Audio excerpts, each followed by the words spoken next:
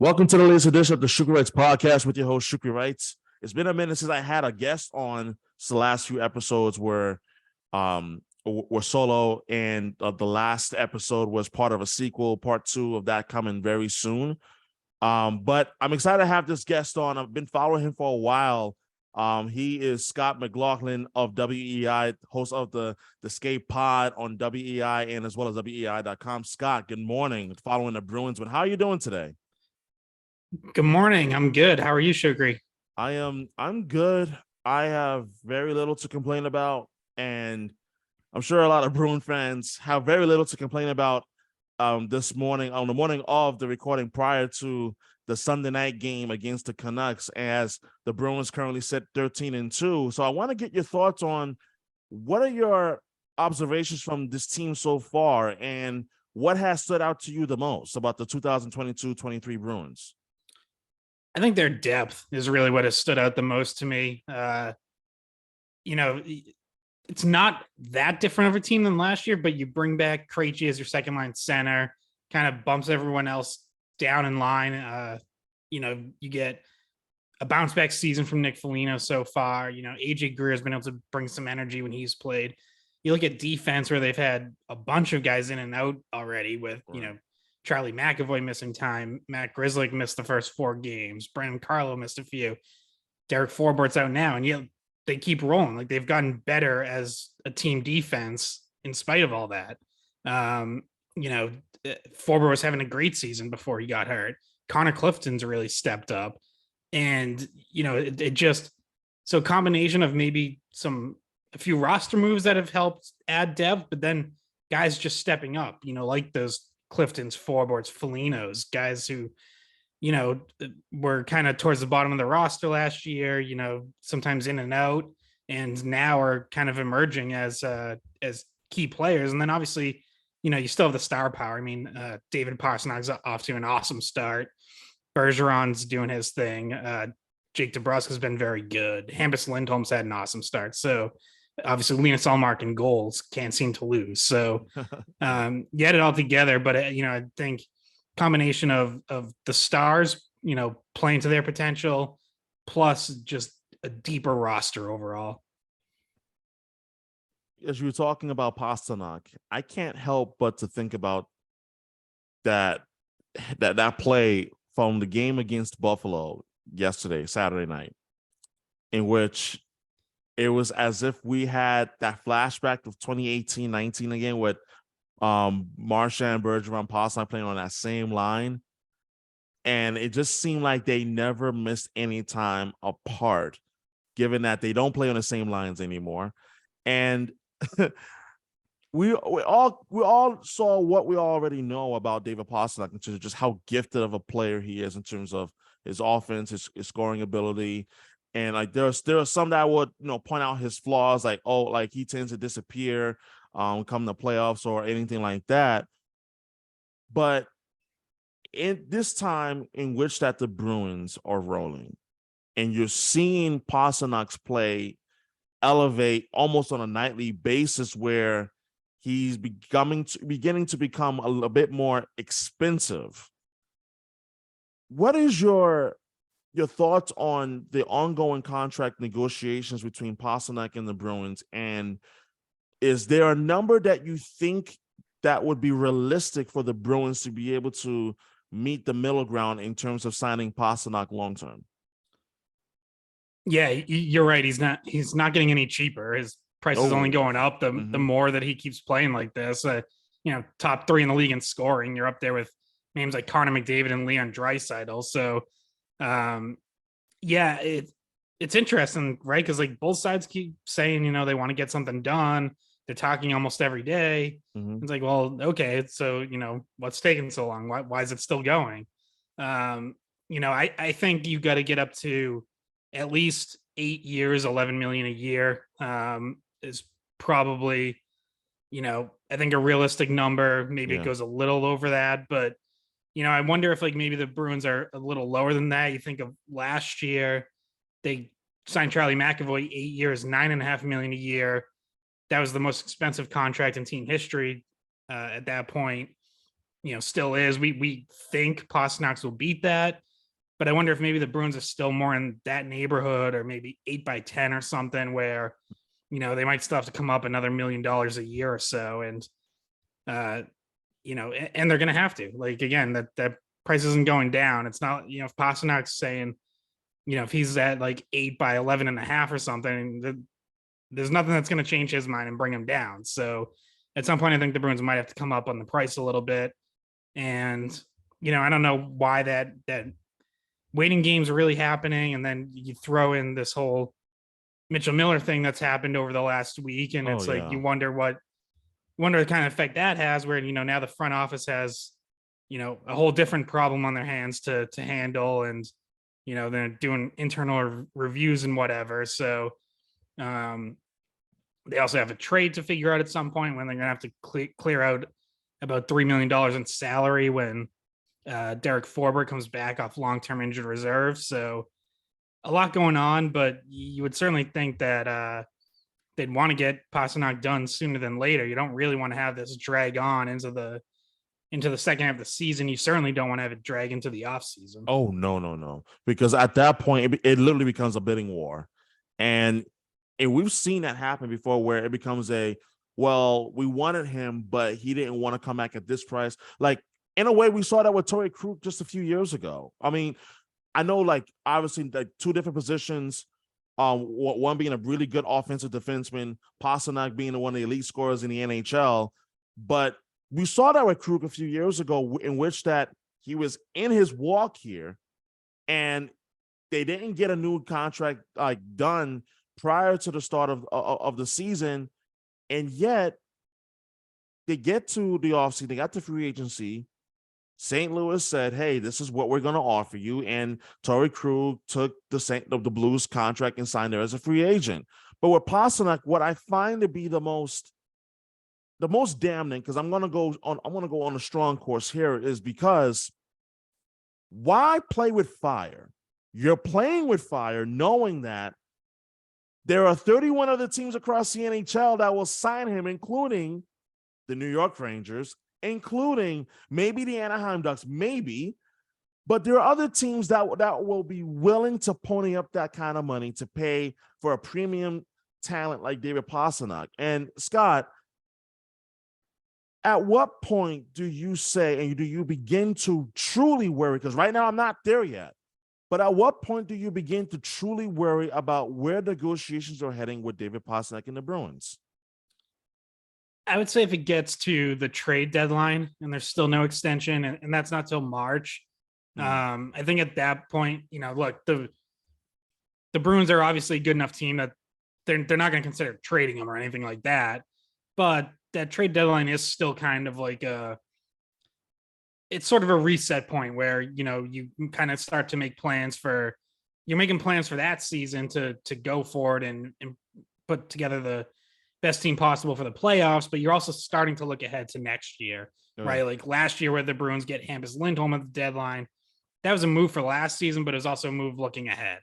I think if you got to that point and Pasternak's still not signed, it becomes really easy at that point for him to just wait until after the season, because there's about a month left in the regular season. You're not going to be negotiating during the playoffs.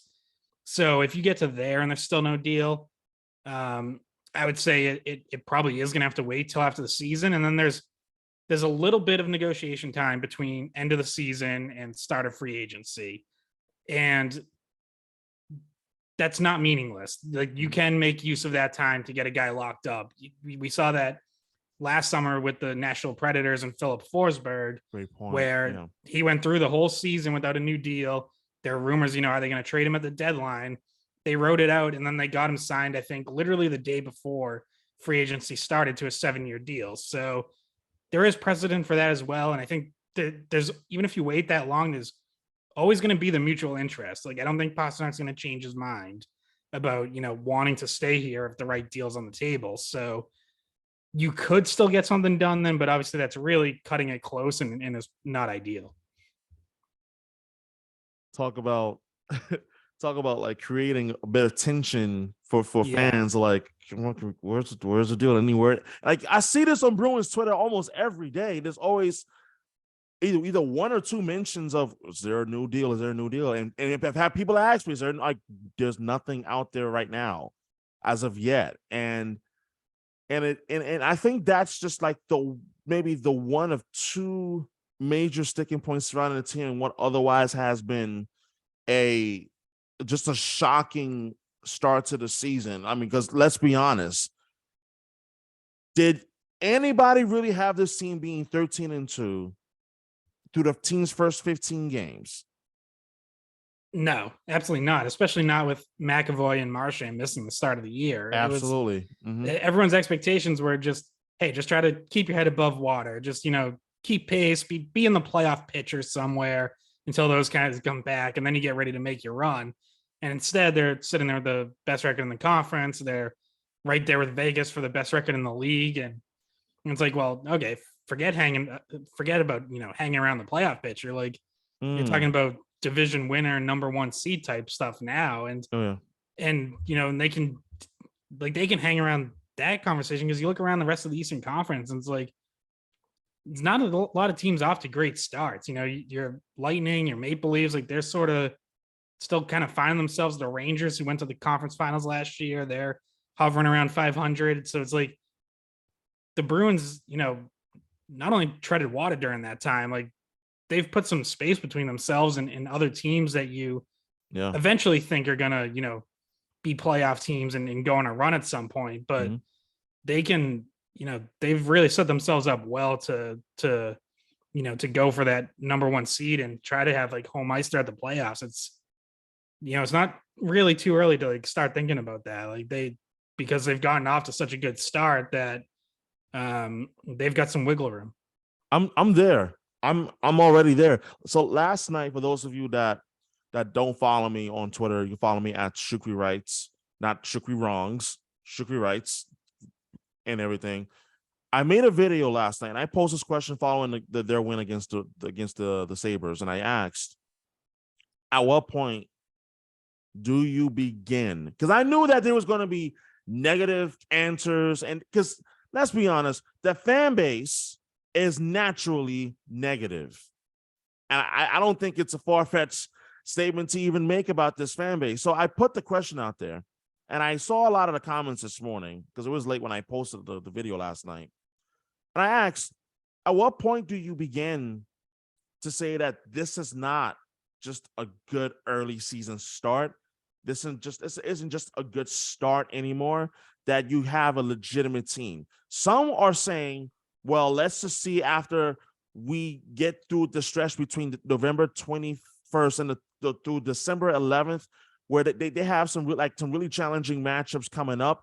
And then there are those that were saying, well, wake me up when the Stanley Cup playoffs start. We'll find out how good of a team is. So, Scott, have you arrived at the point where the Bruins are truly for real and are one of the elite teams in the NHL? Or are you still in wait and see mode? No, I think I'm there, at least as far as saying they're one of the best teams in the league and a cup contender. Like, I'm not going to go as far as to say like they should win the cup or anything like that. Same, but yeah. But yeah, I mean, they're absolutely one of the best teams. Like, you look at how many other teams have a top six up front that can compete with theirs? Not many. How many other teams have two defensemen like Charlie McAvoy and Hampus Lindholm? Not many. Nope. So like, that's a great place to start. And then, like I mentioned earlier, they're getting the contributions from the depth. We know how important a third line can be in the playoffs. It's kind of been a make or break point of the roster for the Bruins in the past, especially last season. Oh yeah, exactly. They got nothing from their third line in the playoffs. I think they're getting more from their third and fourth lines this year. Yeah, I still think there's going to be some questions to answer there. Longer term, let's see if like, can Trent Fredericks stick on a third line long term, for months at a time? Like, that's still a question he has to answer. He hasn't quite established himself to that extent. But yeah, I mean, they're definitely one of the best teams. I don't know what else you would really need to see to get to that point. Like, yeah, obviously we know it's all about the playoffs. We know they can't really answer those questions from the past few years until they get there. But absolutely.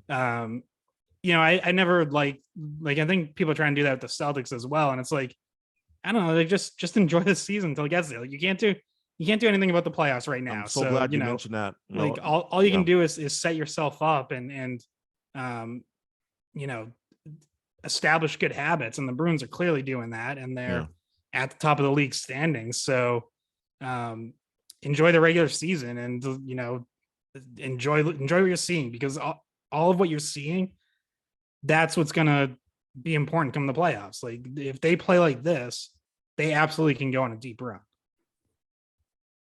There are things that I've noticed already that has really impressed me so far. And I've said this for quite some time, that you really don't know what kind of team you have until you go through some sort of adversity. This isn't a Bruins team that's had an easy skate from the beginning of the season up until now. That couldn't be further from the truth.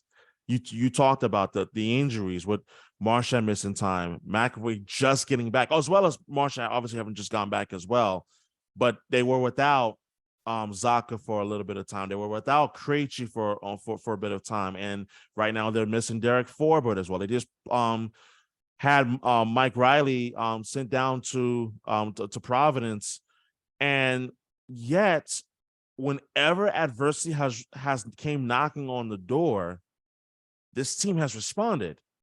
And there's no clear-cut example of that. Then I think what is the game of the year so far for the team, when they were playing the Pittsburgh Penguins, when they were down 5-2, and somehow woke up after a horrific second period, which I still think was the worst period of the season so far, to score 3 unanswered goals in the third period and then win it in overtime.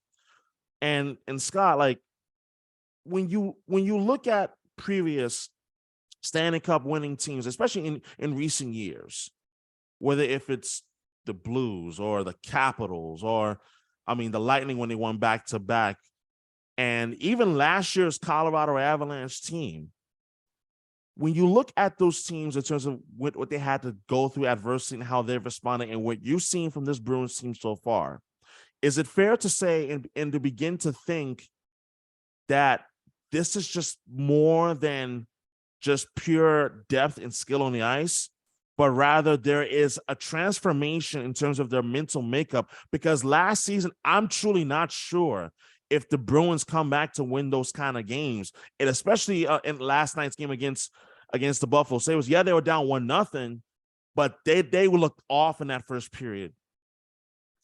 Yeah, definitely. They're never out of it for sure. They clearly have the offensive weaponry to be able to come back in games, and they're also showing that they can win different ways now. Like they've had to grind out some wins recently. Yeah. Calgary, Buffalo, where they're not really playing their best. It's kind of a low scoring defensive game, but they find a way to break through and get the win. And they've really improved their team defense. Like early in the year, they're playing some wide open games and they're getting kind of high scoring. There was that loss in Ottawa where they gave up 7 goals, and now they've really locked it down. Like they're second in the NHL in team defense now, and that happened pretty quick. Like that happened just over a couple weeks. Yeah, so they can beat you scoring. They can play defense. I think they've had some physical games. They've been willing to mix it up with teams, and that's what you need. You need to be able to win different ways. Now, would you like to see them kind of put their foot on the gas and dominate a team like Buffalo? Yeah, of course, but you're not going to have your A game every night. Like it's not realistic. So good teams find a way to win with their B and sometimes even their C game. And we're seeing that from the Bruins recently. And then, like you mentioned, like if they get into a game and they fall behind by a couple goals, they can turn it on. They can open up the offense and find a way to come back. Like obviously you don't want to make a habit of that, but it's good to know it's there. Like it's because now that gives you belief the next time you go into a game like that, hey, you know what? Okay, we're down 3-0 halfway through the game. We don't have to just roll over and call it a night. Like we still have a chance. And I think last year you saw some games where they get behind by multiple goals and they would kind of just roll over. Like they had a couple games against Carolina in the regular season where they gave up a couple goals in the first period and it was like night's over. Like you didn't even need to tune in for the second and third periods, you just knew like they had no chance. Yeah. And that was the case like last year and this year. Like you see that this team has a lot more fight. And as much as the positives have been clear and apparent for the team on the ice, we're now about a week into the Mitchell Miller controversy. And even up until yesterday, like it's still a talking point because Mitchell Miller is still under contract with the Bruins organization. And now from what I was hearing last night, I had an opportunity to listen to 32 Thoughts from Sportsnet. And Elliot Freeman was talking about some of the legalities in terms of the contract, and as well as the NHL Players Association getting involved. And I want to get your thoughts on, for the Bruins to officially move on, because he's still part of the Bruins organization right now. What do you think the next steps would need to be in order for the Bruins to like basically eradicate themselves from Mitchell Miller, and as well as the contract that they basically gave him after they signed him a week ago on Friday? Yeah, well, so option one from the Bruins perspective would have been a mutual decision to part ways. That's clearly not happening. Mm-hmm. Which, if you're Mitchell Miller, why would you do that? Why would you give up all that money? So the next options are either they try to find a legal reason to get out of it, which could be that, maybe Mitchell Miller and his agent misled them on something, lied about something. If they can find any ground to stand on there, maybe they can go that route. That obviously opens up a legal battle. And like you mentioned, the NHLPA, as much as there's probably people in the NHLPA that want nothing to do with Mitchell Miller, it is their obligation to fight for contracts basically, and to set a precedent that, hey, you can't just terminate a contract for no reason. So there would be a legal battle if they go that route. And the third option would be to wait until the off season and buy it out, which means you're giving him all your money. You're giving him all his money. There's a small cap hit that would go against the Bruins for, I think, the next 3 or 4 years if they do that. But basically you'd be paying him the rest of the season to just stay away, and then you buy him out in the off season. So it is probably going to be a little while until this gets resolved in any fashion.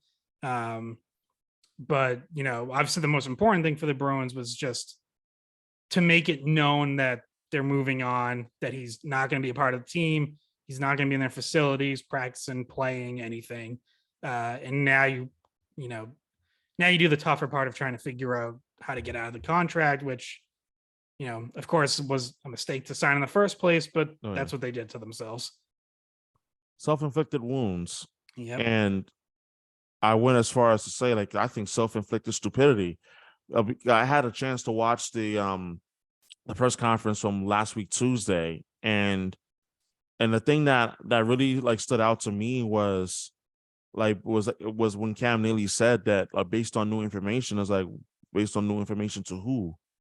Because when Mitch Miller was first drafted, and then later like the Coyotes rescinded their draft, it became like public knowledge as to why it happened. And to me, that I thought that really was just shocking.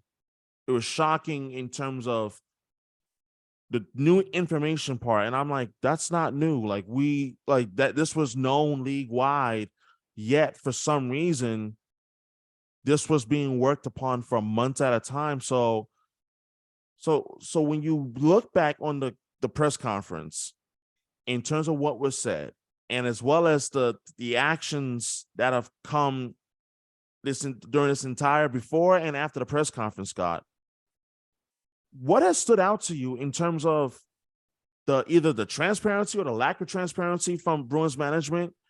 And why, in your opinion, do you believe that this is something that isn't going to be as simple to get to walk away from, even if the Bruins were able to say, hey, you know what, we're going to just rip up the contract and just walk away overnight? Yeah, I think because, like you mentioned, Cam Neely's asked, what was the new information you were referencing? And Mm-hmm. he says, well, the fact that we didn't talk to the family was concerning. And it's like, okay, well, that's new information to you. Like, that's, you know, you could have talked to Isaiah Maya Crothers and or his family. The fact that you didn't, that's on you. Like, if you're Mitchell Miller and his agent Eustace King, you're sitting there going, well, it's not our fault. Like, we're not the ones who prevented you from talking to them. There shouldn't be any new information from our end. Mm-hmm. And that's where that battle comes, right? Is because then Cam Neely was also asked, did you feel misled by by Mitchell Miller or his agent? And he says, I can't get into that, unfortunately. And it's like, okay, well, do they feel like there's something there? We know Eustace King went on a podcast, the Cam and Strick podcast this Yep. past week Mm-hmm. to share, his side of the story. And even in that interview, he tries to present it as Mitchell Miller and Isaiah have been talking and, almost like friendly conversations going on for a month. And, he says they're healing and they're working together and they've even talked about, doing something together. And then you get a statement from Isaiah Maya Carruthers through the Hockey Diversity Alliance, basically calling BS on all of that and saying, Yeah. like, Mitchell Miller is not my friend. When I asked him, what he's been doing to better himself, he didn't answer me, like, and completely contradicting that. So I wonder if maybe the Bruins look at that as some sort of in where they can say, hey, you lied about like what's been going on between them. But again, what the Bruins would have to answer for is, well, why didn't you just talk to Isaiah? Why didn't you get the other side of the story? Like that ultimately always comes back to them. And I don't know, so I don't know if they're going to be able to argue that there's any sort of new information or misleading info that allows them an out in the contract. But I'm sure that's kind of what they're considering, and that's what they're probably working through with all their lawyers and whatever.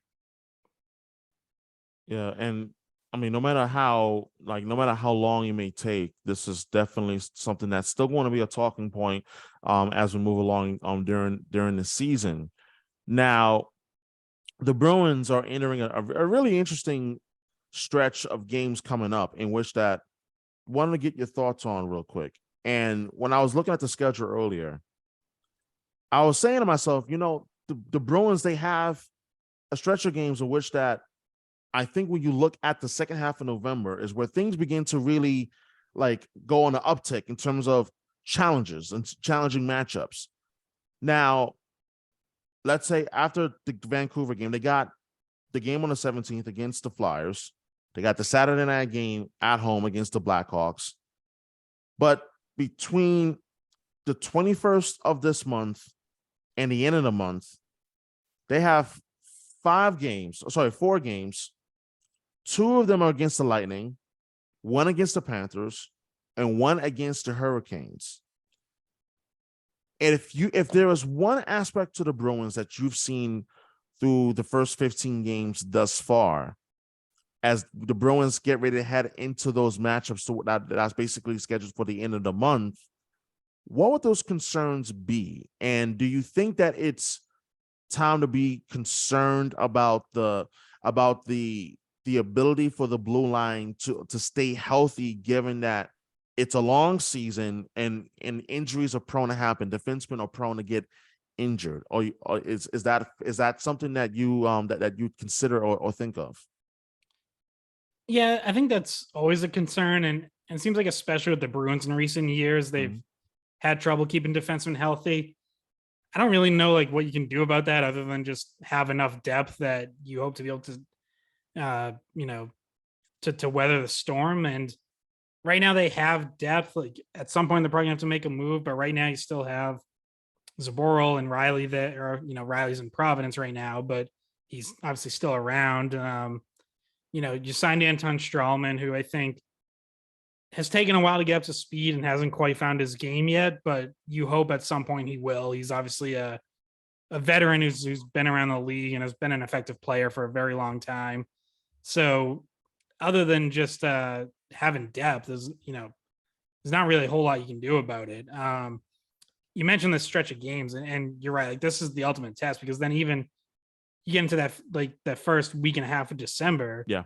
and 4 of their 5 games there against the Avalanche and the Vegas Golden Knights. So it's a brutal stretch of the schedule. And it's going to be a huge test. And I think, honestly, I feel like if you come out of that like anywhere over 500, it's like, okay, the start's for real. Like, if they run if they go like 7-2 through that stretch, then it's like, holy cow, like they are Stanley Cup favorites. But, Yeah.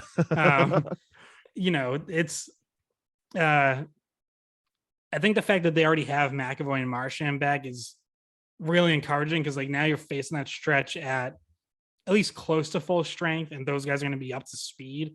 Early on, it was like that was right around when they were supposed to come back, and you're like, boy, that's going to be a tough stretch to like just drop them in and be like, hey, we need you guys to be, prime McAvoy and Marchand, and hope you get up to speed fast. So the fact that they're both already going to have, a couple of weeks under their belt before they get there is that's a big help for them. And it'll, we'll see if Swayman's back by then. I think that would also be a big help. I think he's getting closer, but might still be a week or two away. But yeah, that'll tell us a lot. It'll tell us how they really look against top teams, because like I mentioned, some of these games recently where they haven't played their best, but they found a way to pull it out, whether that's, Saturday against Buffalo, Thursday against Calgary. Like, you're not going to be able to play that way against these teams coming up and win.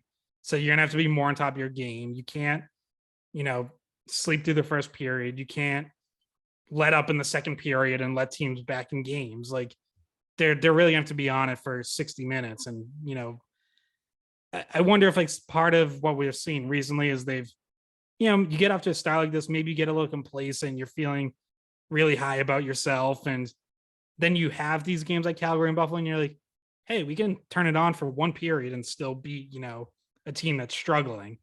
Well, that stretch of games coming up, that's going to be a wake-up call that can't play that way against the best teams in the league. So, it'll really be a chance for them to show that they can be on their game for 60 minutes. And that's going to be huge, because I don't want this team to fall into bad habits of, well, like just having that proverbial switch of, well, let's turn it on and turn it off. And like in the Stanley Cup playoffs, you cannot turn it off ever. You cannot have that switch turned off. And to wrap up the podcast, I wanted to ask you in regards to Linus Ullmark. I think Linus Ullmark in himself and in itself has been the biggest surprise for the Boston Bruins this season. And going into the season, I thought that this would be a healthy tandem in which that Swayman was going to take another step forward in his progression. I'm not saying that he's regressed or anything like that, but I don't think any of us really could have foreseen Linus Ullmark taking the next step where he's playing, dare I say, at a damn near Vezina Trophy level. So I want to get your thoughts on Linus Ullmark, and why do you think that he's been able to play at such an elite level so far to start the season? Yeah, you're right. Like, he is at a Vezina level right now, 10-1-0, 936 save percentage. He's leads the league in wins. He's second in save percentage, right behind Carter Hart down in Philly. As far as like why how he's been able to do this, I think he mentioned early in the season that he just felt so much more comfortable going into this year. Last year you moving to a new team, new city. He's got family. He's got little kids, and he's learning. A new team, players, all that. And I think it just took him a while to get going. And then there was the whole Tuukka Rask situation, which I think everyone says the right thing, but I'm sure that did hang over both Ullmark and Swayman, where you're like, okay, like, is this really our job, or is Tuukka coming back to bump us down the depth chart? Like, what's going on? Now I think you go into this year and it's, hey, Ullmark and Swayman are the guys. Like, everything. I mean, the head coach changes, but for a goalie, that really doesn't matter, because they really deal more with the goalie coach, Bob Essenza. So Ullmark just felt so much more comfortable. There was no moving. And I think, there was always the potential that he could do something like this. When he was in Buffalo, he had some really good underlying numbers. Like, if you look at like 5-on-5 save percentage or high danger save percentage, he was just on a bad team. So, so it doesn't show up surface level, certainly not in wins and losses. But there was always talent there. And now you're really seeing it come through, and you're seeing him play, like a legitimate number one. You're seeing him handle probably the heaviest workload he's, at least early in the season. Obviously, you'd like to get a little more balance going forward, but I mean, he just made, before Keith Kincaid started Saturday night, he had made 6 straight starts, which I hadn't looked it up, but I'm guessing he probably hasn't done too often in his career. But yeah, I mean, he's got talent, he's got size, and I think he just feels really good about his situation, and he's just been able to put it all together. And it's amazing. Like, they've gone off to such a great start, and they've basically been riding him. Like, Swayman really hasn't gotten going. He had just had his, after a little bit of a slow start to the year, he had just had his best start. I think it was against Detroit, and then he gets injured the next game. So you really haven't even gotten the second part of your goalie tandem going yet, and yet you're still doing this just because of how good Ullmark's been. Absolutely, and it's going to be fun to see how it all unfolds once Jeremy Swayman comes back healthy and he plays at a level that we know that he's capable of playing. Scott McLaughlin, WEEI, host of the Skate Pod. You can check it out or wherever you get your podcast, WEEI.com. Check out his Bruins work that he does for the website and as well for the station. Scott, you're the best for coming on this Sunday morning, and thank you so much for your time, man. I enjoy talking bees with you, and hope to be able to talk some more Bruins with you as the season progresses down the line as well. Yeah,